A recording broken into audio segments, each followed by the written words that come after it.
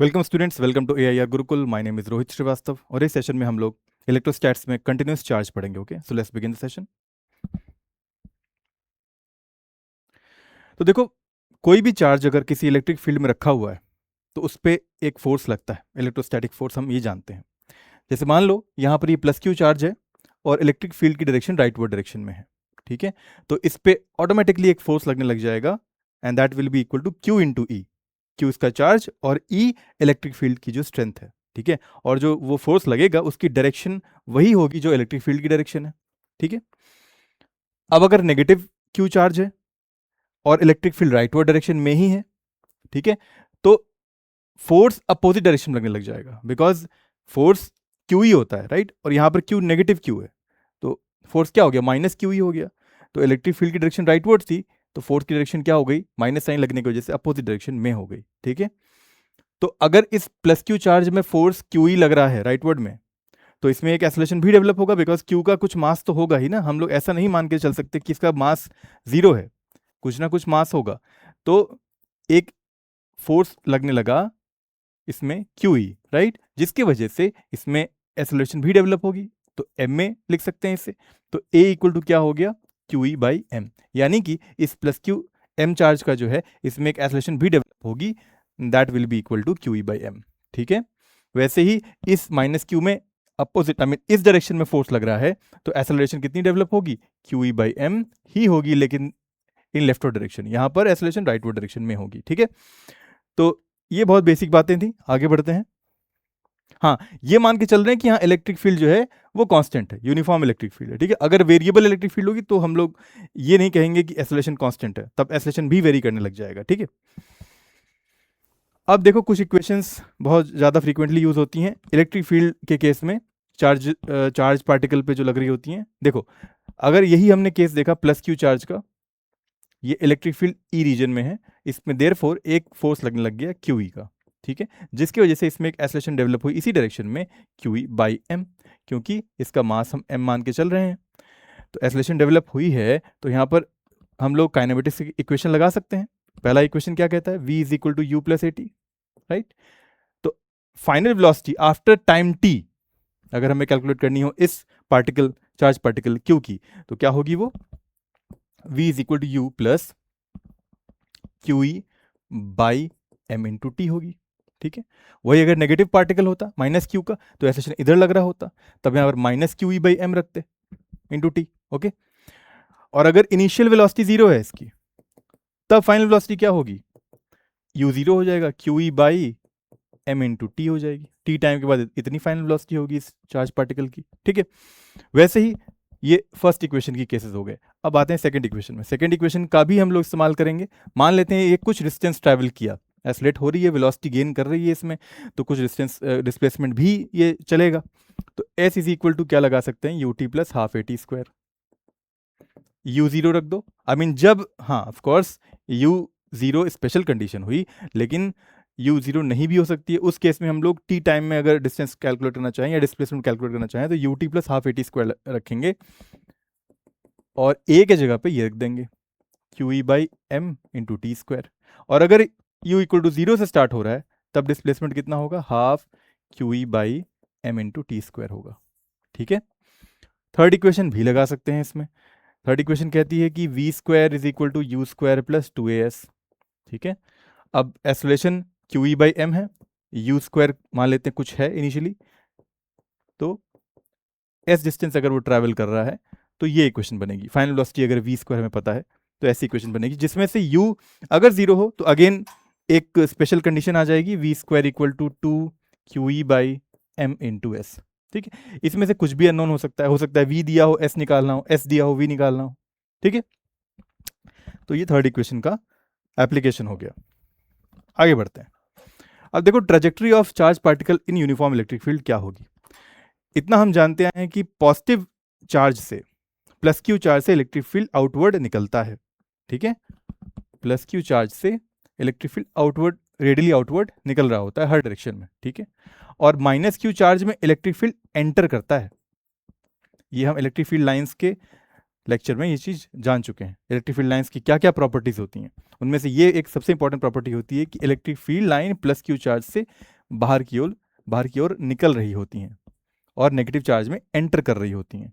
तो उसके हिसाब से यहाँ पर देखो दो प्लेट रखी गई हुई हैं, एक पॉजिटिव प्लेट है, एक नेगेटिव चार्ज प्लेट है। ठीक है, पॉजिटिवली चार्ज प्लेट से इलेक्ट्रिक फील्ड निकल रही होंगी बाहर की ओर और नेगेटिवली चार्ज प्लेट में एंटर कर रही होंगी, तो इलेक्ट्रिक फील्ड की डायरेक्शन इन दोनों पैरेलल प्लेट जो चार्ज हैं उनके बीच में कैसी होगी, पॉजिटिव टू नेगेटिव की तरफ, डाउनवर्ड, राइट। तो ये जो बना हुआ है यहाँ पर, ये इलेक्ट्रिक फील्ड की डायरेक्शन ही बनी हुई है। ठीक है, इन दोनों प्लेट्स के बीच में पॉजिटिव टू नेगेटिव की तरफ। ठीक है, अब क्या किया, यहां पर एक पॉजिटिवली चार्ज पार्टिकल को प्रोजेक्ट किया गया इनटू दिस रीजन, इन दोनों पैरेलल प्लेट्स के बीच में। तो जैसे ही किसी वेलोसिटी से प्रोजेक्ट किया गया है इस प्लस क्यू चार्ज को इनटू दिस रीजन, तो क्या होगा, ये चार्ज है और साथ में इसमें कुछ मास भी है, तो इसमें एक एक्सेलरेशन लगने लग जाएगा ना नीचे की ओर, q E by m, because force लगेगा, इलेक्ट्रोस्टैटिक फोर्स नीचे की ओर क्यू ई, और मास m है तो क्यू ई बाई एम करेंगे तो एक्सेलरेशन नीचे की ओर आएगा। वेलोसिटी इधर की ओर दी गई थी इस पार्टिकल को और एक्सेलरेशन नीचे की ओर लगने लगा, तो ये ओवरऑल इसका मोशन कैसे होगा, ऐसे हो जाएगा, ट्रेजेक्ट्री ऐसी प्रोजेक्टाइल जैसी बन जाएगी। तो ये जो रेड लाइन बनी हुई है ये इसका ट्रेजेक्ट्री दिखाया हुआ है, ऐसे करते हुए वो प्लेट से बाहर निकलेगा, इन दोनों प्लेट्स के रीजन से बाहर निकलेगा। ठीक है, प्रोजेक्टाइल टाइप का। और वही अगर नेगेटिव चार्ज को इन दोनों इन दोनों प्लेट्स के रीजन के बीच से एंटर कराया गया किसी वेलोसिटी से, तो अब फोर्स ऊपर क्यों लगेगा, बिकॉज फोर्स अब हो जाएगा माइनस क्यू ई, क्योंकि नेगेटिव क्यू है।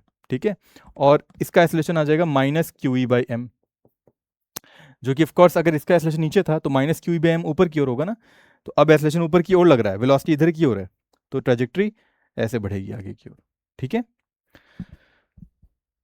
आगे बढ़ते हैं। अब देखो एक क्वेश्चन दिया है, एक पॉजिटिव प्लेट है, पॉजिटिवली चार्ज और एक नेगेटिवली चार्ज प्लेट है, दोनों पैरेलल रखे गए हुए हैं, दोनों के बीच में जो दूरी है वो d है। ठीक है, हमें निकालना है find the minimum value of v such that the charge q just crosses the plate. और ये कैसा स्पेस है, ग्रेविटी फ्री स्पेस है, यहाँ कोई ग्रेविटी नहीं है इस रीजन में। ठीक है, तो एक चीज तो तय है कि पॉजिटिव से नेगेटिव की तरफ इलेक्ट्रिक फील्ड होगी, एग्जैक्टली डाउनवर्ड। ठीक है, और ये जो लेंथ है प्लेट्स की वो l है, और d में बता ही चुका हूं कि इन दोनों प्लेट्स के बीच का रीजन जो है वो d लेंथ का है। और d/2 यानी कि जस्ट इसके मिडवे में एक पार्टिकल को जिसका चार्ज q है, मास m है, उसको v वेलोसिटी से हॉरिजॉन्टली प्रोजेक्ट किया गया है। ठीक है, तो यही पूछ रहा है कि वो मिनिमम v कितना रखा जाए इस पार्टिकल का ताकि ये जस्ट क्रॉस कर जाए इस प्लेट को, यानी कि इतना रखना है v कम से कम कि वो क्रॉस कर जाए ऐसे करके, बीच में कहीं आके टकराए नहीं नेगेटिव वाले से। और ऐसे ही क्यों प्रोजेक्ट, ऐसे ही क्यों ट्रेजेक्ट्री होगा, ऐसा ही क्यों बनाया मैंने, इसलिए क्योंकि ये पॉजिटिवली चार्ज है। ठीक है, प्लस क्यू, तो इस पे फोर्स कैसा लग रहा होगा, क्यू ई लग रहा होगा नीचे की ओर, और देयरफॉर एक्सेलरेशन कैसे डेवलप होगी, q E by m, because m mass का है ये, एक्सेलरेशन नीचे की ओर है, वेलोसिटी इधर दी गई है, तो इसकी ट्रेजेक्ट्री ऐसे ही होगी। ठीक है, और हमें ऐसा रखना है इसका वेलोसिटी ताकि ये जस्ट क्रॉस कर जाए। ठीक है, इट जस्ट क्रॉसेस, इसको हिट ना कर पाए। तो उसके लिए एक चीज तो पता है हमें कि ए लग रहा है q E by m downwards. ठीक है, तो हम लोग इक्वेशन ऑफ मोशन लगा देते हैं यहाँ पर। इस केस में हम लोग क्या लगा सकते हैं, देखो नीचे की ओर जो ये ट्रैवलिंग कर रहा है वाई डायरेक्शन में वो d/2 लेंथ है, तो अगर हम लोग सेकंड इक्वेशन लगाएं s is equal to u t plus half a t square, तो s क्या है, y डायरेक्शन में d/2 है, और y डायरेक्शन में कोई वेलोसिटी इनिशियली नहीं है तो यहाँ u0 रख देंगे, और डाउनवर्ड y डायरेक्शन में a दिया हुआ है क्यू ई बाई एम, और मान लेते हैं t टाइम में वो क्रॉस कर पा रहा है पूरे प्लेट को। तो ये इक्वेशन बन गई, d/2 is equal to half q E by m into t square, cancel हो गया ये, टी स्क्वायर की वैल्यू आ गई एम डी अपॉन में क्यू ई, तो टी की वैल्यू आ गई under root of m d by q E, यानी इतना टाइम लगेगा इसको क्रॉस करने में, प्लेट को पूरा ये लेंथ कवर करने में। अब पूछा है कि ये v क्या रखा जाए, अब v जो भी रखा जाएगा वो क्या होगा, देखो हम जानते हैं x इज इक्वल या डिस्टेंस इज इक्वल टू क्या होता है, वेलोसिटी टू टाइम होता है, तो l जो होगा वो क्या होगा, v इंटू, और इतने ही टाइम में, जितना टाइम इसको y डायरेक्शन में यहां तक आने में लगा उतना ही टाइम में ये यहां तक क्रॉस कर रहा है, और ये टाइम यही टाइम है, तो एल वी टी के बराबर होगा, v इंटू ये रख देते हैं m d by q E. तो v क्या आ गया, L times q E by m d. ये हमारा मिनिमम वेलोसिटी होगी जो पूछी गई है, ठीक है। आगे बढ़ते हैं, एक और क्वेश्चन दिया। अच्छा एक चीज और, क्योंकि ये ग्रेविटी फ्री स्पेस था तो हमने एक एक्सेलरेशन कंसीडर किया यहाँ पे क्यू ई बाई एम। जी अगर होता ना, यहाँ ग्रेविटी होती, ऐसा क्वेश्चन दिया होता, तब हम लोगों को एक्सेलरेशन जो रखना पड़ता q E by m plus g रखना पड़ता, बिकॉज एक जी पार्टिकल पे मास है तो एम जी फोर्स भी लग रहा होगा साथ ही साथ। लेकिन क्योंकि ये ग्रेविटी फ्री स्पेस है इसीलिए हमने सिर्फ q E by m consider किया है एक्सेलरेशन में। कभी कभी क्वेश्चन को थोड़ा सा डिविएट करके यहाँ पर ग्रेविटी फ्री स्पेस ना लिखकर कह देगा ग्रेविटी है यहाँ पर, तब तुम्हें ध्यान रखना पड़ेगा, ठीक है। अब यहाँ पे भी ग्रेविटी फ्री स्पेस है, दो पैरेलल प्लेट्स हैं, एक पॉजिटिवली चार्ज एक नेगेटिवली चार्ज, और इलेक्ट्रिक फील्ड जो होगी पॉजिटिव से नेगेटिव की तरफ होगी, और इन दोनों प्लेट्स के बीच में दूरी डी है। और यहां से एक पार्टिकल को एम मास का क्यू चार्ज का उसको प्रोजेक्ट किया गया है 37 डिग्री एंगल पे यू वेलोसिटी से हॉरिजॉन्टल से, ठीक है। तो पूछा है find the value of you such that it touches the upper plate. अब ये अपर प्लेट को टच कर जाए उसके लिए देखो क्या होगा। फर्स्ट ऑफ ऑल क्योंकि ये पॉजिटिवली चार्ज है और इलेक्ट्रिक फील्ड नीचे की ओर है तो इस पे क्यू ई फोर्स लगेगा ना इस पार्टिकल पे नीचे की ओर, राइट। और इसी की वजह से इसमें एक्सेलरेशन भी डेवलप होगी क्यू ई बाई एम नीचे की ओर ही, बिकॉज मास एम है इसका। और देयरफॉर ये जा तो ऊपर रहा था और एक्सेलरेशन नीचे की ओर लग रहा है। जैसे हम लोग प्रोजेक्टाइल में देखते हैं एक फोर्स, आई मीन तुमने यू वेलोसिटी से थीटा एंगल से किसी बॉल को फेंका तो जी नीचे की ओर लग रहा होता है, तो उसमें जी के कारण ऐसा ट्रेजेक्ट्री बन जाता है। तो इसका भी ट्रेजेक्ट्री जी नहीं लग रहा है यहाँ पर, लेकिन यहाँ ये एक्सेलरेशन लग रहा है, ग्रेविटी फ्री स्पेस है और ये भी नीचे की ओर है, तो ये इसको भी ट्रेजेक्ट्री में मूव करा देगा प्रोजेक्टाइल वाले ट्रेजेक्ट्री में, ठीक है। और हमें इस तरह से इसको यू रखना है ताकि ये ऊपर वाले प्लेट को टच करते हुए, हल्का सा टच करते हुए निकले, तो ट्रेजेक्ट्री ऐसी ही रहनी चाहिए। तो बेसिकली ये एच मैक्स ही होगा। देयरफॉर प्रोजेक्टाइल में जब कोई बॉल को फेंकते हो और ऐसे गिरती है वो, तो उसकी हाईएस्ट पॉइंट क्या होती है, ठीक है, जहां पर तुम इसको कह सकते हो कि ये मैक्सिमम हाइट है इसकी, राइट। तो इसको टच करके आ रहा है, यहां पर आकर गिर रहा है, तो ये जो लेंथ होगी एच मैक्स होगी। तो हमें एच मैक्स निकालना है एक्चुअली में, और वो डी के बराबर दिया हुआ है ऑलरेडी क्वेश्चन में। तो एच मैक्स का फॉर्मूला हम जानते हैं प्रोजेक्टाइल में क्या होता है, u square sine square theta by 2g होता है। अब यहाँ पर जी इफेक्टिव रखेंगे, ध्यान से इस चीज को लेके चलना। जी इफेक्टिव क्या होगा, ग्रेविटी फ्री स्पेस, तो g effective q E by m हो जाएगा। U square sine square 37 degree दिया हुआ है, राइट, ये एंगल 37 डिग्री है, और जी 2 इंटू जी इफेक्टिव होगा। जी इफेक्टिव क्या होगा, क्यू ई बाई एम होगा, ठीक है। तो साइन 37 कितना होता है एक बार देख लेते हैं। 37 डिग्री का ट्राइंगल लो, ये 3 होगा, ये 4 होगा, ये 5 होगा, साइन 37 हो जाएगा 3/5। तो यू स्क्वायर 9/25 आ गया, और ये 2 क्यू ई बाई एम ऊपर चला गया, ठीक है। तो क्या रह गया, you square 9m/50 Q E, और एच मैक्स किसके बराबर है, डी के बराबर ही है, ये देखो। तो हमें चाहिए यू। अब यू स्क्वायर क्या आ जाएगा, 50 क्यू ई डी अपॉन में 9m। इसका अंडर रूट तो बाद में करेंगे, यू स्क्वायर था ये, तो अब अंडर रूट करेंगे 50 क्यू ई डी अपॉन में 9m। तो क्या आ गया, ये हो गया 25 2 था तो 5 बाहर आ गया, और यहाँ 9 है तो 3 बाहर आ गया, तो 5/3 बाहर आ गया, और 2 क्यू ई डी अपॉन में m, ये हमारा u हो जाएगा, ठीक है। आगे बढ़ते हैं। अब अगेन ये दो पैरेलल प्लेट्स दी हुई हैं, लेकिन ये रीजन में ग्रेविटी है, ठीक है। और इन दोनों प्लेट्स के बीच में एक पेंडुलम को हैंग किया गया हुआ है जिसकी लेंथ l है, बॉब का मास m है, और उस पर चार्ज q है, और देयरफॉर इलेक्ट्रिक फील्ड भी नीचे की ओर लग रही होगी दोनों प्लेट्स के बीच में, ठीक है। तो अब ग्रेविटी है तो यहां पर एक एक्सेलरेशन, क्योंकि इसमें एक फोर्स क्यू ही लगेगा नीचे की ओर, और साथ में mg भी लगेगा, मास भी है इसका, और g है यहां पर। तो नेट जो g इफेक्टिव आएगा कितना आएगा, यहां पर q E plus q E by m, because acceleration तो क्यू ई बाई एम होगा ना इलेक्ट्रोस्टैटिक फोर्स की वजह से, और एक जी जो है वो ग्रेविटी के कारण लग रहा है, तो ये जी इफेक्टिव होगा इस बार, ठीक है। और और उसमें पूछा क्या गया हुआ है, इस पेंडुलम का, सिंपल पेंडुलम का टाइम पीरियड निकालना है। टाइम पीरियड का फॉर्मूला क्या होता है, 2π√L/g होता है, ठीक है। अब यहां पर जी इफेक्टिव रखेंगे, ठीक है, तो 2π√L तो लेंथ है इसकी स्ट्रिंग की, और जी इफेक्टिव ये है QE/m+g, ये आंसर हो गया, ठीक है। तो ऐसे करके ढेर सारे वेरिएशंस बनाए जा सकते हैं। अब हम लोग स्टार्ट करते हैं electric field due to charge distribution. Point charge की वजह से तो हमें पता है इलेक्ट्रिक फील्ड कितनी होती है, एक पॉइंट चार्ज है प्लस क्यू, उसके वजह से किसी आर दूरी पे इलेक्ट्रिक फील्ड जो होगी, मान लो पॉइंट पी है, इस पॉइंट पी पे इलेक्ट्रिक फील्ड जो होगी वो रेडियली आउटवर्ड होगी, और उसका फॉर्मूला आता है KQ/r², ये लेंथ r² से डिवाइड कर देते हैं, ठीक है। अब हमें एक बड़ी सी रॉड दी हुई है, या बड़ी सी लीनियर लेंथ दी हुई है L लेंथ की, ठीक है, और कहा गया है, और इस पूरे पे प्लस चार्ज डिस्ट्रीब्यूटेड है, ठीक है, पूरे पे प्लस चार्ज डिस्ट्रीब्यूटेड है, और इस पूरे रॉड के वजह से इस पॉइंट पी पे, जो कि इस एंड से ए दूरी पे है, उस पे हमें इलेक्ट्रिक फील्ड निकालनी है। नेट इलेक्ट्रिक फील्ड कितनी आएगी?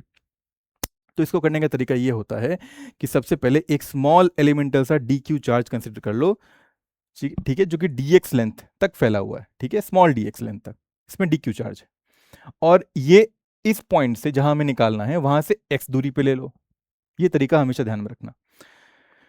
उसके बाद अब इस dq के वजह से इस पॉइंट p पे जो इलेक्ट्रिक फील्ड होगी वो कितनी होगी, k dq/x² होगी ना, k dq/x² होगी इलेक्ट्रिक फील्ड, और वो भी कितनी होगी, स्मॉल de होगी, बिकॉज dq है तो उसकी वजह से स्मॉल de ही होगी, और उसका डायरेक्शन क्या होगा, इधर की ओर होगा स्मॉल de का, ठीक है।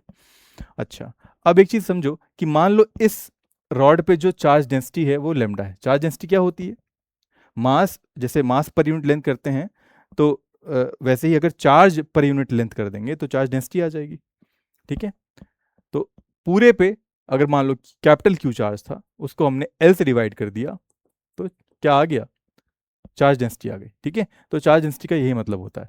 और अगर हमें इस स्मॉल dx लेंथ में कितना चार्ज है dq वो निकालना हो, तो क्या करना पड़ेगा, लेमडा इंटू dx करना पड़ेगा, ठीक है, बिकॉज लेमडा अभी हमने देखा q/l है, राइट, यानी चार्ज पर यूनिट लेंथ, एक यूनिट लेंथ में q चार्ज है, तो dx में कितना होगा, q/l into dx, right, lambda dx ऐसे बनता है, ठीक है। आगे बढ़ते हैं। अब देखो डी हम निकाल चुके हैं, इस dq के वजह से k dq/x² आ रहा है, और अगर हमें पूरे लेंथ के वजह से इस पॉइंट पे इलेक्ट्रिक फील्ड चाहिए तो इसको इंटीग्रेट करना पड़ेगा, ठीक है, और k तो कांस्टेंट है, बाहर आ गया, dq अभी हमने निकाला लेमडा dx, और लेमडा जो है चार्ज डेंसिटी कांस्टेंट है इसकी, अपॉन में x², तो ऐसे इंटीग्रेट होगा। अब यहाँ क्या वेरी कर रहा है, x वेरी कर रहा है ना, कहां से कहां तक, देखो ये छोर से इस छोर तक, इस एंड से इस एंड तक जाना है, x अभी यहां पर है अगर, तो x क्या है, a है लोअर लिमिट, और रॉड के इस एंड पे आओगे तो क्या हो जाएगा, a+l, x ये बन जाएगा a+l, तो a+l तक इंटीग्रेट होगा, ठीक है। तो k लेमडा रहा, और ये x-2 dx का इंटीग्रेशन हुआ a से लेके a+l तक, ठीक है। x-2 dx का इंटीग्रेशन क्या होगा, x-1 और -1 बाहर आ गया, लिमिट a से a+l तक, ठीक है। तो 1/x बन गया, लिमिट पड़ गई a से लेके a+l तक की, और माइनस k लेमडा यहां रहा। अब देखो यहां पर हमने माइनस k लेमडा रहने दो, 1/a+l -1/a रख दिया, ठीक है, 1/a+l -1/a। अच्छा, ये माइनस अंदर जाएगा तो क्या बन जाएगा, k लेमडा 1/a -1/a+l, तो ये आंसर आएगा इसका, ठीक है। k की वैल्यू क्या होती है, 1/4πε0। अब देखो हमें एक सेमी सर्कुलर रिंग दी हुई है, और इस पूरे सेमी सर्कुलर रिंग पे जो चार्ज डिस्ट्रीब्यूटेड है वो प्लस क्यू है, ठीक है। लेट्स सपोज ये प्लस क्यू लिखा हुआ है ऑलरेडी, प्लस क्यू, ठीक है। और इस पूरे रिंग पे जो चार्ज डिस्ट्रीब्यूशन है सेमी सर्कुलर रिंग पे, उसके वजह से पॉइंट ओ जो इसके सेंटर पे है, एक्सिस के सेंटर पे, उस पे इलेक्ट्रिक फील्ड निकालनी है, नेट कितनी होगी। तो इसको करने का भी तरीका वैसा ही है। एक स्मॉल dx लेंथ इसमें कंसीडर करो इस रीजन में, ठीक है। अब dx लेंथ आर्क में है और हमने क्या मान लिया कि ये जो dx लेंथ है ये थीटा एंगल बना रही है इस हॉरिजॉन्टल से, ठीक है। तो अब dx लेंथ जिस दूरी तक फैली हुई है वो d थीटा एंगल बना रहा है छोटा सा, ठीक है। तो ऑब्वियस सी बात है ये dx की लेंथ कितनी हो जाएगी, r d थीटा हो जाएगी ना। आर्क में क्या करते हैं हम लोग, रेडियस इंटू एंगल ही आर्क लेंथ देता है, तो r d थीटा ये रीजन का एंगल हो गया, आई मीन लेंथ हो गया, dx मान लो इसे, ठीक है। और इस पे चार्ज डेंसिटी लेमडा है जो कि कांस्टेंट है। तो dq चार्ज, और ये भी हम जान रहे हैं कि ये dx में जो चार्ज है क्योंकि पूरे पे चार्ज q है, ठीक है। तो इस छोटे से रीजन dx में कितना चार्ज होगा, dq चार्ज होगा स्मॉल सा, और वो कितना होगा, dq will be equal to lambda dx, और dx r d थीटा के बराबर है, तो dq आ गया हमारा, ठीक है।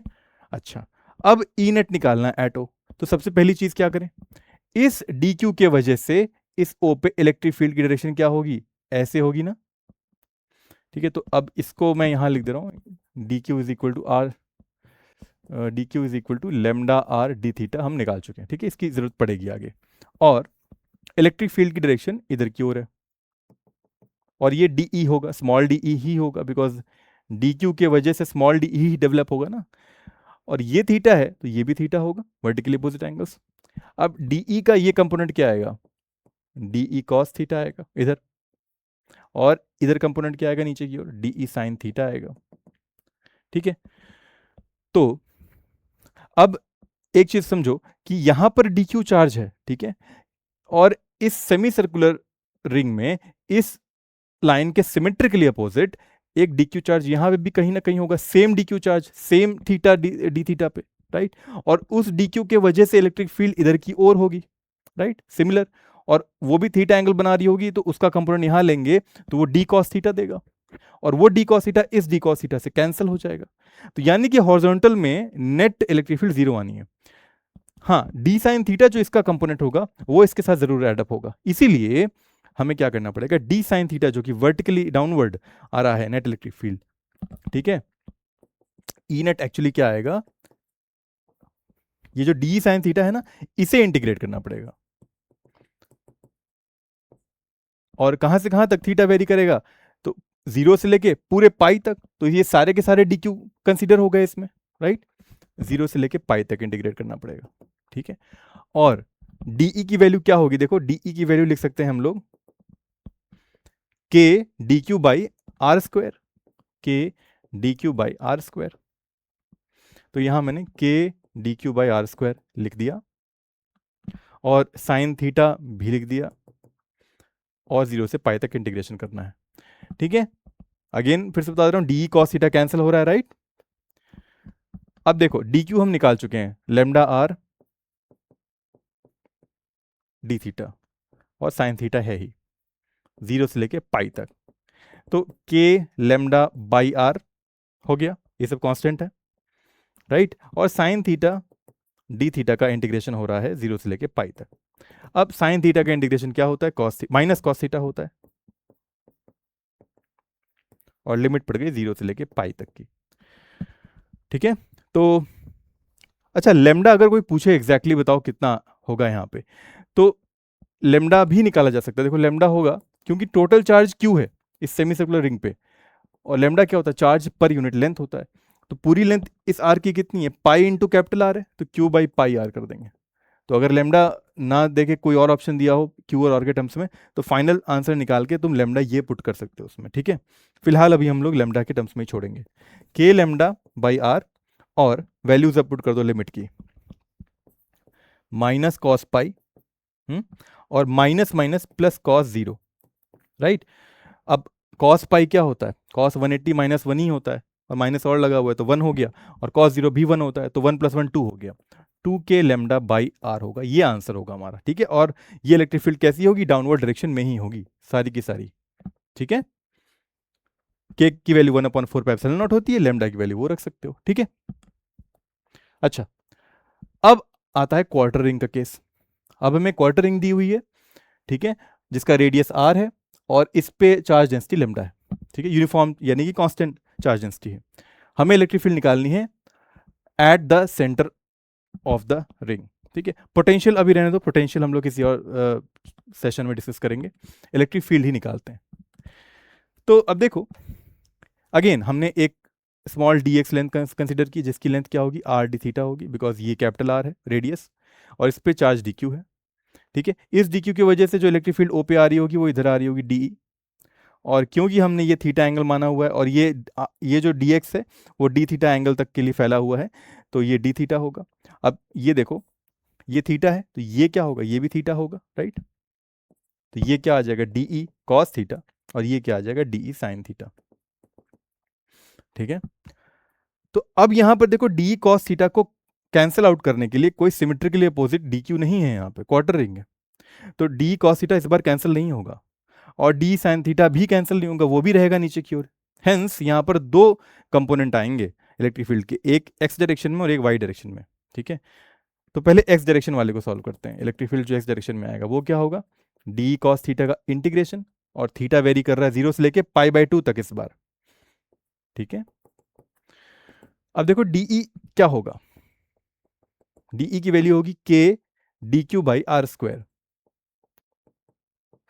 ठीक है, तो हमने k d q by r square dE की जगह रख दिया, और कॉस थीटा वो हमें अभी करना ही पड़ेगा इंटीग्रेट, लेकिन एक चीज समझो कि ये जो डी क्यू है वो क्या होगा, lambda D theta, lambda D x होगा, और डी एक्स क्या है, लेमडा आर डी थीटा है। ठीक है, तो डी क्यू की जगह पे भी हम लोग ये चीज रख सकते हैं, अगले स्टेप में करते हैं इसे।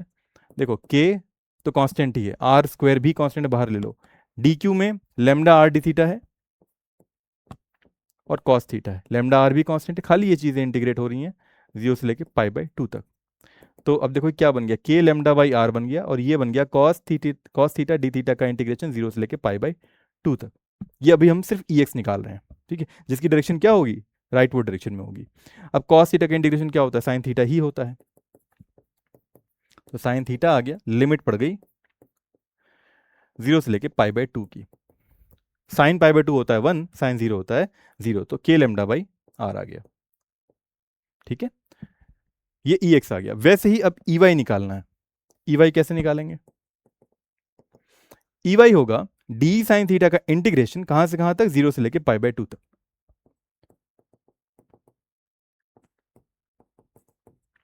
ठीक है, अच्छा अब देखो dE k d q by r square है, और डी क्यू क्या है, लेमडा आर डी थीटा है, तो k lambda by r d theta ही हमारा डी हो रहा। ठीक है, तो k lambda by r sine theta d theta का इंटीग्रेशन होगा इस बार 0 से लेके π/2 तक।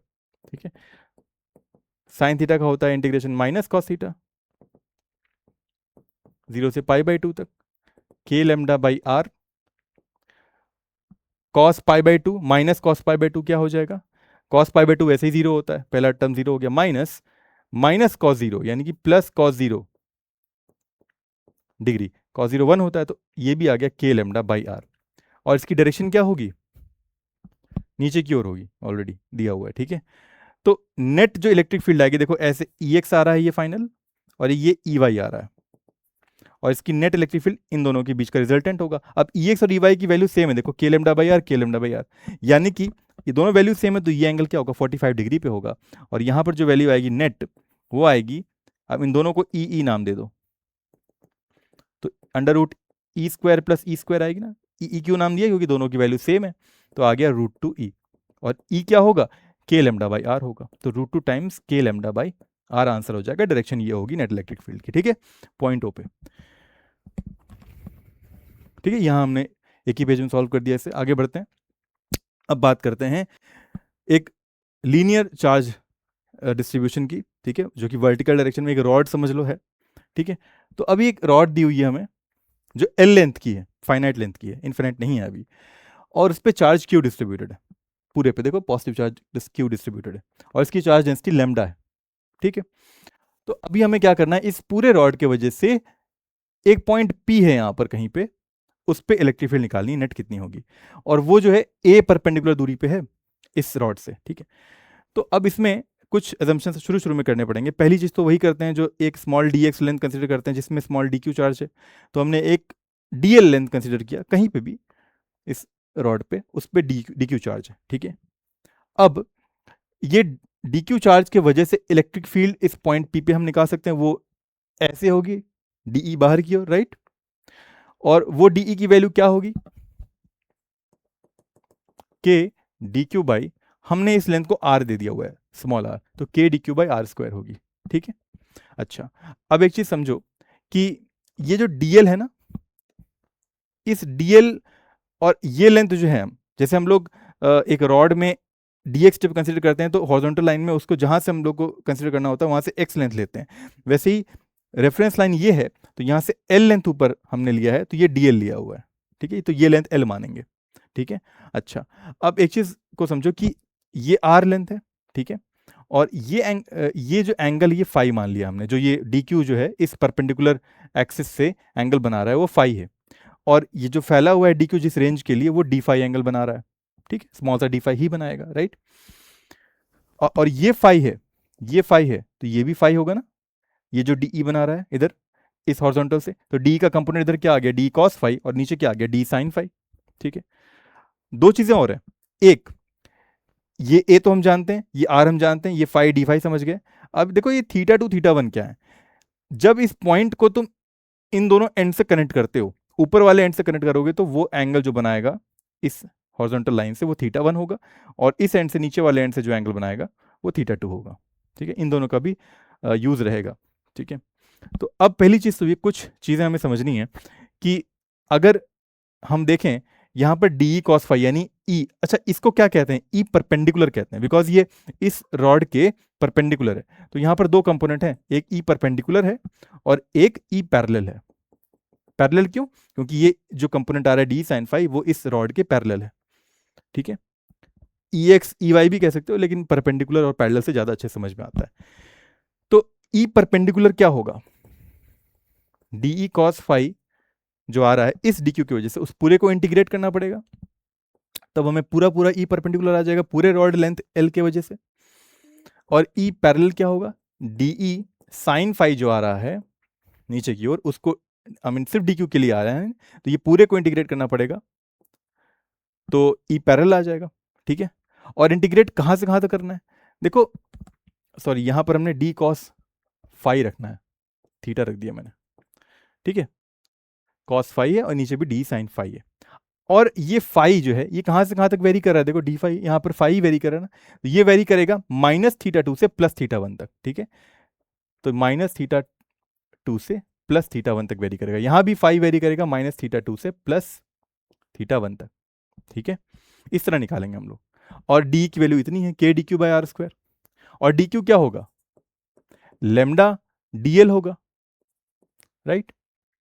अच्छा, लेमडा डीएल होगा, राइट। अब देखो क्योंकि यहां आर का एक टर्म आ रहा है आर स्क्वायर, ठीक है, अगर मैं यहां देखो सिर्फ डीई की वैल्यू रख देता हूं इसे, के डी क्यू की जगह पे लेमडा डीएल रख दो अपॉन में आर स्क्वायर, और कॉस फाई यहां रहने दो, ठीक है, और फिर इंटीग्रेट करोगे माइनस थीटा टू से थीटा वन तक।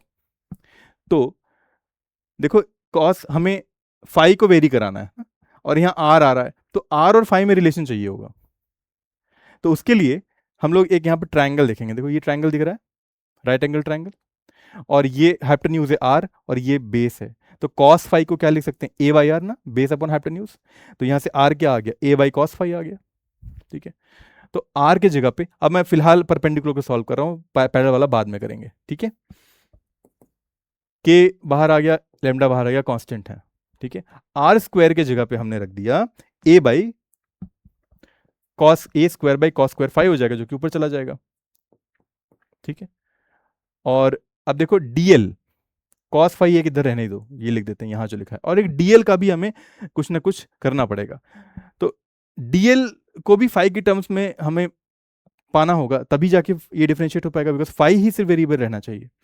तो उसके लिए भी हम लोग एक उपाय कर रहे हैं, इस ट्रायंगल में फिर से देख रहे हैं, तो देखो ये tan फाई को क्या लिख सकते हैं, एल बाई ए, है ना, तो एल क्या हो गया, ए tan फाई हो गया, और देयर फोर डीएल इसको डिफरेंशिएट करोगे तो क्या आ जाएगा, dl is equal to a sec square phi d phi, tan phi का डिफरेंशिएशन क्या होता है, सेक्स स्क्वायर फाई होता है, और साथ में डी फाई आ गया, तो इस डीएल के जगह पे लिख सकते हैं ये पूरा टर्म, ठीक है।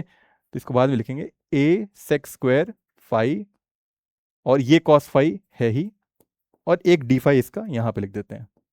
तो अब ये पूरी तरह इंटीग्रेबल दिख रहा है और लिमिट वही है, ठीक है, माइनस थीटा 2 से प्लस थीटा 1 तक, ठीक है। अब देखो ये cos square phi sec square phi cancel हो गए, बिकॉज सेक्स स्क्वायर फाई क्या होता है, 1/cos² फाई ही होता है, इन दोनों का मल्टीप्लिकेशन 1 ही हो जाएगा, ठीक है।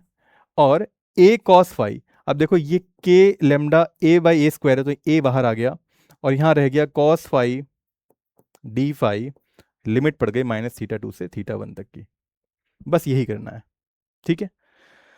कॉस फाई का इंटीग्रेशन क्या होगा, साइन फाई ही होगा, तो k lambda by a sine phi minus theta 2 से प्लस थीटा 1, के लेमडा बाई ए हो गया साइन थीटा 1 माइनस, अच्छा यहाँ प्लस साइन थीटा 2 आ जाएगा, क्यों, क्योंकि माइनस साइन है ही, और माइनस साइन थीटा 2 हो जाएगा, क्योंकि साइन माइनस थीटा 2 क्या होता है, एएसटीसी से फोर्थ क्वाड्रेंट में साइन नेगेटिव होता है, तो माइनस साइन थीटा 2 हो जाएगा, देयरफॉर के lambda by a sine theta 1 plus sine theta 2 आएगा। ये क्या आ गया हमारा, ई परपेंडिकुलर आ गया, ठीक है।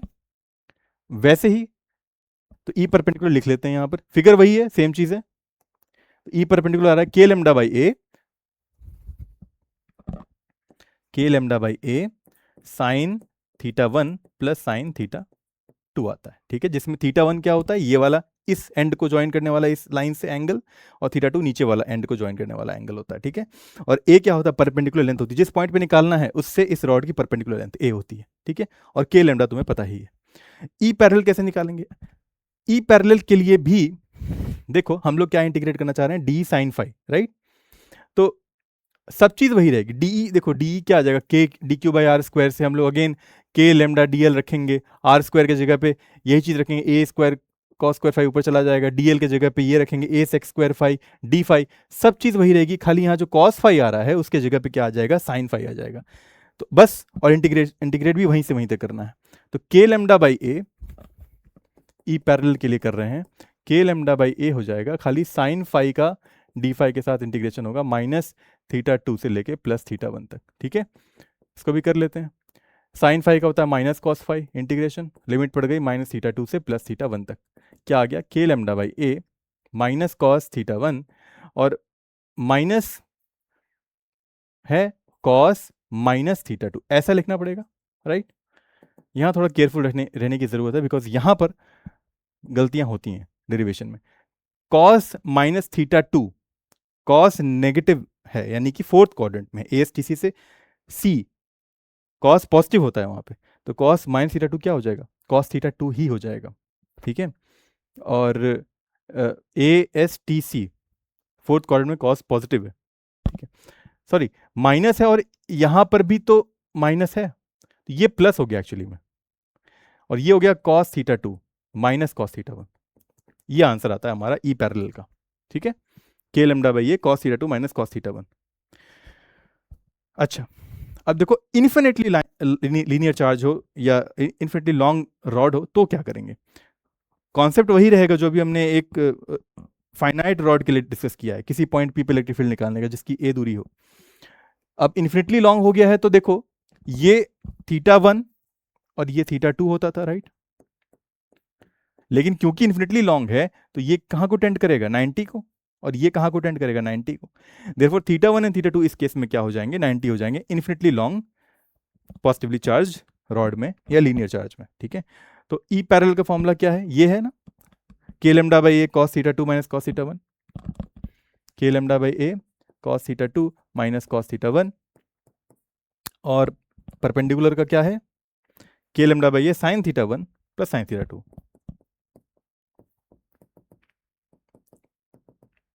अब वैल्यू रख दो दोनों की 90 90, कॉस 90 जीरो होता है, कॉस थीटा 1 भी जब रखोगे कॉस 90 वो भी जीरो होगा, तो ये ई पैरेलल जीरो आ जाएगा, यानी कि ये जो हम लोग निकाल रहे थे ना पैरेलल वाला, इन्फिनिटली लॉन्ग में पैरेलल वाला होता ही नहीं है, ठीक है, परपेंडिकुलर वाला होगा, क्योंकि के लेमडा बाई ए साइन 90 रखोगे तो 1 हो गया, और साइन थीटा 2 साइन 90 अगेन रखोगे तो 1 हो गया, तो यहाँ 2 के लेमडा बाई ए आ जाता है, ई परपेंडिकुलर ही रहेगा सिर्फ इस डायरेक्शन में 2 के लेमडा बाई ए, ठीक है, अगर इन्फिनिटी लाइन चार्ज है तो।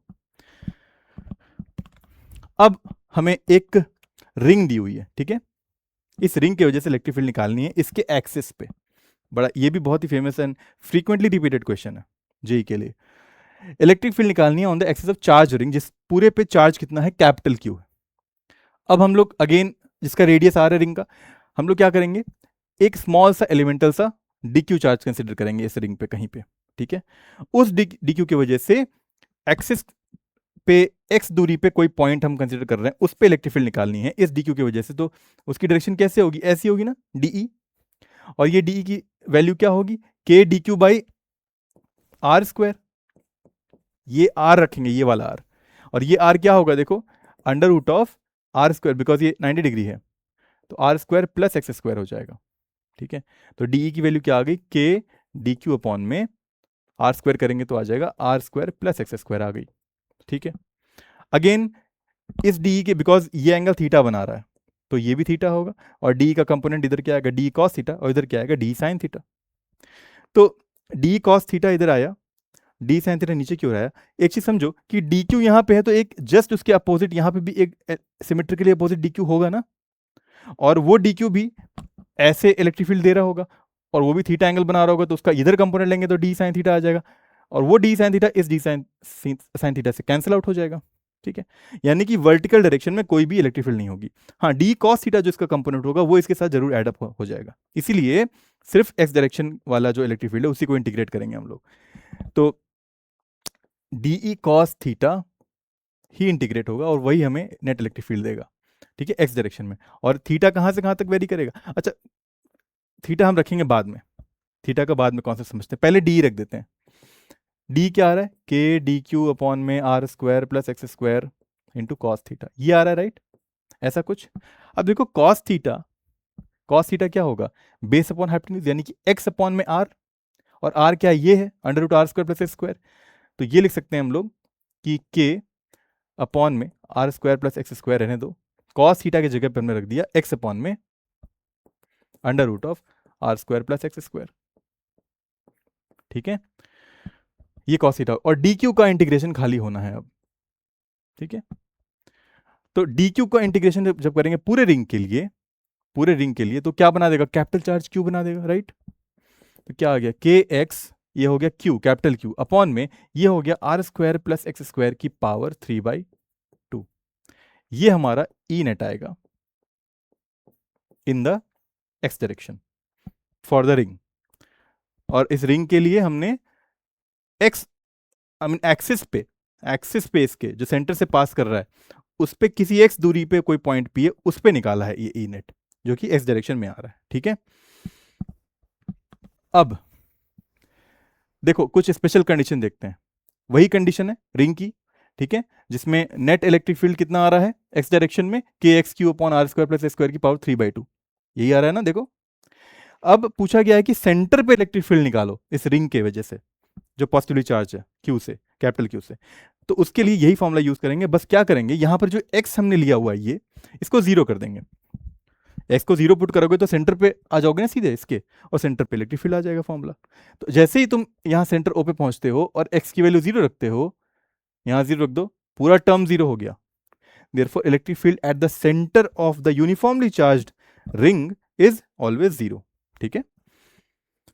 अब एक और कंडीशन है कि अगर मान लो x की वैल्यू जो है बहुत ज्यादा हो जाए r से, रेडियस ऑफ द रिंग से, x greater than equal to r हो जाए, उस केस में क्या होगा, उस केस में हम लोग ये एक्स स्क्वायर को जो है, क्योंकि एक्स स्क्वायर बहुत बड़ा हो जाएगा, r square comparatively very small हो जाएगा, तो आर स्क्वायर को नेग्लेक्ट कर सकते हैं। आर स्क्वायर को जैसे ही नेग्लेक्ट करेंगे तो क्या होगा, के एक्स क्यू तो रहा ही ऊपर में, और हमने क्या कर दिया, आर को नेग्लेक्ट कर दिया, तो यहां पर एक्स स्क्वायर की पावर 3/2 बन गया, ठीक है। और यहां आ गया के एक्स क्यू अपॉन में एक्स क्यूब आ गया, यानी कि के क्यू बाई एक्स स्क्वायर आ गया, राइट। और ये फॉर्मूला देखो क्या है, पॉइंट चार्ज के लिए जो फॉर्मूला होता है, ये पूरा क्यू जो है, इस पूरे पे क्यू चार्ज है ना, और ये एक्स दूरी पे एक पॉइंट चार्ज क्यू कंसिडर करो, तो पॉइंट चार्ज के वजह से जो इलेक्ट्रिक फील्ड आती थी के क्यू बाई एक्स स्क्वायर, वैसे की तरह बिहेव कर रहा है। तो बहुत दूर निकल जाओगे एक्सिस पे इस रिंग से, तो ये रिंग जो है जो पॉजिटिवली चार्ज क्यू से, वो पॉइंट चार्ज की तरह बिहेव करेगी, और उसका फॉर्मूला यही होता है के क्यू बाई एक्स स्क्वायर, ठीक है। अब हमें निकालना है value of x where E net is maximum. इसी रिंग के केस में हम देखते हैं जहां पर इलेक्ट्रिक फील्ड जो हो मैक्सिमम हो, ठीक है, वो निकालना है। तो इलेक्ट्रिक फील्ड का फॉर्मूला अभी हमने निकाला, ई नेट जो आ रहा है रिंग के लिए आ रहा है के एक्स क्यू अपॉन में r square plus x square की पावर 3/2। मैक्सिमम निकालना है, उसके लिए हमें क्या करना पड़ेगा, डिफरेंशिएट करके जीरो से इक्वेट करना पड़ेगा, बिकॉज यही फॉर्मूला होता है, यही कॉन्सेप्ट होता है मैक्सिमम मिनिमा का, राइट। तो हमने क्या किया, डी ई नेट अपॉन में डी एक्स करके जीरो से इक्वेट कर दिया। अब पहले डिफरेंशिएट कर ही लेते हैं, एक्स के रेस्पेक्ट में डिफरेंशिएट करना है। तो डिवीजन वाला रूल तुमने पढ़ा होगा, वी बाई या यू बाई वी लिखो, यू बाई वी का जो डिफरेंशिएशन होता है क्या होता है, नीचे में वी स्क्वायर आता है, और v u dash minus u v dash, यही होता है, राइट। तो नीचे वाले पार्ट को पहले स्क्वायर कर देते हैं, r square plus x square की पावर 3/2 स्क्वायर करेंगे तो क्या हो जाएगा, क्यूब हो जाएगा, ठीक है। और वी यू डैश होता है, तो ये टर्म ऐसे ही रहा, v r square plus x square की पावर 3/2, और यू डैश इसको डिफ्रेंशिएट करेंगे तो के क्यू हो जाएगा, माइनस यू वी डैश चाहिए, यू क्या है, यू ये टर्म है के एक्स क्यू, और अब वी डैश इसका डिफ्रेंशिएशन करना है, तो r square plus x square की पावर 3/2 -1 हो गया, और ये 3/2 नीचे की ओर आ गई, ये बाहर आ गया, ठीक है। और फिर फर्दर चेन रूल भी लगेगा तो ये अंदर भी डिफरेंशिएट होगा, आर कांस्टेंट है वो आर स्क्वायर 0 हो गया, और 2x आ गया साथ में, और इस पूरे को हमने 0 से इक्वेट कर दिया, ठीक है। तो ये नीचे वाला टर्म तो 0 ही होना है, ऊपर वाले टर्म पे फोकस करते हैं, r square plus x square की पावर 3/2, ये के क्यू हो गया, माइनस 3/2 के एक्स क्यू, और ये भी 2x है हमारे पास, और यहाँ रह गया r square plus x square की पावर 1/2 इक्वल टू 0। अब देखो क्या कॉमन आ रहा है, r square plus x square की पावर 1/2 तो कॉमन आ ही रहा है दोनों साइड में, यहां रह गया r square plus x square only, right. और के क्यू भी कॉमन आ रहा है, वो भी बाहर ले लेते हैं, माइनस यहां देखो 2 से 2 कैंसिल हो गया, और यहां रह गया 3x स्क्वायर ओनली, राइट। और ये टर्म तो बाहर आ ही चुका है, इक्वल टू 0, तो ये पूरा टर्म 0 हो जाएगा, सिर्फ इसको हमें 0 से इक्वेट करना रहेगा, आर स्क्वायर, और ये हो गया -2x स्क्वायर इक्वल टू 0, तो therefore r square is equal to x square हो गया, and therefore x square की वैल्यू आर स्क्वायर बाई 2 हो गई। तो हेंस एक्स की वैल्यू क्या आ जाएगी, जब स्क्वायर रूट लेंगे दोनों साइड तो यहां पर आ जाएगा ±r/√2, ठीक है। यानी कि रिंग जहां पर है ना, यहां पर देखो, ये रिंग को अगर x axis I mean y axis consider करो, ये ओरिजिन कंसिडर करो, तो यहां से r/√2 दूरी पॉजिटिव और r/√2 दूरी नेगेटिव, इन दोनों पॉइंट्स पे इलेक्ट्रिक फील्ड अपने मैक्सिमम पे होगी, होगी तो एक्स एक्सिस में ही, ये हम निकाल चुके हैं, वाई में तो होनी नहीं है, और एक्स एक्सिस पे भी किन किन पॉइंट्स पे मैक्सिमम होगी वो हमें मिल चुके हैं, इन दोनों पॉइंट्स पे होगी, ठीक है, इन दोनों पॉइंट्स पे होगी एक्स एक्सिस पे। और क्योंकि ई नेट का फॉर्मूला इतना आता है रिंग के लिए, और एक्स हमें मिल चुके हैं जहां पर मैक्सिमम होती है, तो वो मैक्सिमम होगी कितनी, ई मैक्स, वो कैसे निकालेंगे।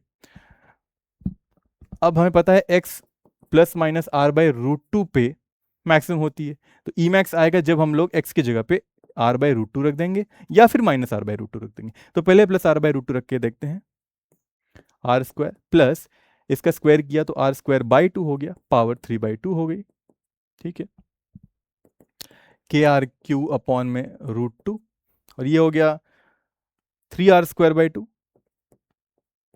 की पावर 3/2। तो के आर क्यू रहने दो, ये √2 रहने दो, और देखो 3 का क्यूब करते हैं, या देखो पहले आर स्क्वायर का ही हम लोग देख लेते हैं, आर स्क्वायर की पावर 3/2 करेंगे तो आर क्यूब हो गया, ठीक है। अब 3/2 की पावर 3/2 है, और यहां से एक आर से ये कटा तो यहाँ नीचे आर स्क्वायर बचा, तो देखो क्या आ रहा है, के क्यू अपॉन में √2r², और 3 का क्यूब कर दिया मैंने, और बाई 2, और फिर 2 ऊपर चला जाएगा, वो भी ऐसा हो जाएगा कुछ, तो के क्यू 2 का क्यूब पहले करेंगे, 8 हो गया, 8 का अंडर रूट करेंगे तो 2√2 हो जाएगा, ठीक है। और यहां पर √2 है ही, आर स्क्वायर है ही, अब 3 का क्यूब क्या हो जाएगा, 3 बार 3 एक बार उसका अंडर रूट करेंगे तो एक 3 बाहर आ गया, तो ये आ जाएगा 3√3, एक √2 से एक √2 कैंसिल हो गया, तो 2kq अपॉन में 3√3r², ये होता है ई maximum at the point r/√2। और इतना ही -r/√2 रखने पे भी आएगा, बिकॉज नीचे वाली वैल्यू तो स्क्वायर ही होनी है, तो सब चीज सेम रहेगा, खाली यहाँ पर -r/√2 रखोगे तो ये पूरा टर्म -2kq अपॉन 3√3r² आ जाएगा नेगेटिव में। ठीक है, तो अगर इसका ग्राफ बनाए तो ये देखो, ये रिंग है हमारी जो पॉजिटिवली चार्ज है, ओरिजिन पे है। ठीक है, और हमें पता है ये ओरिजिन है, इससे ये एक्स एक्सिस है, इससे r/√2 आगे और r/√2 पीछे, इन दोनों पॉइंट्स पे इलेक्ट्रिक फील्ड मैक्सिमम होती है। ये एक्स एक्सिस है और यहाँ इलेक्ट्रिक फील्ड है वाई एक्सिस पे, तो इलेक्ट्रिक फील्ड मैक्सिमम है इतनी। ठीक है, इसको ई मैक्स नाम दिया हुआ है हमने, तो r/√2 पे मैक्सिमम होगी। अच्छा, इसका ग्राफ बनाना है हमें, तो अभी हमने देखा कि इलेक्ट्रिक फील्ड एट सेंटर तो जीरो होती है, राइट, और r/√2 पे मैक्सिमम होनी है, और राइट हैंड में जाएंगे तो इलेक्ट्रिक फील्ड इस पॉजिटिव चार्ज की वजह से राइटवर्ड डायरेक्शन में ही होगी, तो इलेक्ट्रिक फील्ड वाई एक्सिस पे पॉजिटिव रखेंगे, इसलिए ग्राफ कुछ ऐसे जाएगा, r/√2 पे मैक्सिमम होता हुआ, और फिर घटेगा आगे चल के। क्यों घटेगा? क्योंकि जैसे तुम x को इन्फिनिटी की तरफ टेंड कराओगे तो ये वैल्यू बहुत तेजी से बढ़ेगी कंपेयर टू दिस, और अगर नीचे की वैल्यू बहुत तेजी से बढ़ती है तो ओवर वैल्यू घटनी शुरू हो जाएगी इलेक्ट्रिक फील्ड की, और ये डिके होगा इन्फिनिटी की तरफ टेंड करते समय। और पीछे आते हैं और हाँ, ये जो मैक्सिमम हुई है r/√2 पे, वो एक्चुअली क्या है? ई मैक्स है, ई मैक्स इतने के बराबर। ठीक है, वैसे ही पीछे की ओर आते हैं तो इलेक्ट्रिक फील्ड जो होगी पीछे की दिशा में, नेगेटिव दिशा में, इस पॉजिटिव चार्ज की वजह से इस डायरेक्शन में होती है, नेगेटिव डायरेक्शन में। ठीक है, नेगेटिव डायरेक्शन में होती है तो इलेक्ट्रिक फील्ड को हम लोग ऐसे नहीं रखेंगे, नेगेटिव इलेक्ट्रिक फील्ड में शो करेंगे नीचे की ओर, तो इलेक्ट्रिक फील्ड की डायरेक्शन ऐसे होगी, और अगेन मैक्सिमम पहुंचेगा r/√2 पे, लेकिन -2kq/3√3r² होगा, तो ग्राफ कुछ ऐसे जाएगा। ठीक है, और फिर घटेगा आगे चल के नेगेटिव में, बिकॉज अगेन ओवरऑल वैल्यू घटेगी, एक्स इन्फिनिटी की तरफ टेंड करेगा, तो इसलिए ई नेट घटेगा, और यहां पर भी मैक्सिमम होगा r/√2 पे, और अगेन वैल्यू यहां पर भी ई मैक्स ही होगी, लेकिन नेगेटिव ई मैक्स होगी। तो ये ग्राफ आता है, कभी कभी ऐसे भी एमसीक्यू में आ सकता है। ठीक है, तो इस तरह ही सेशन कंप्लीट होता है स्टूडेंट्स, तो अगले सेशन में फिर मिलेंगे एक नए टॉपिक के साथ। Till then keep learning and keep having fun with physics. Thank you very much.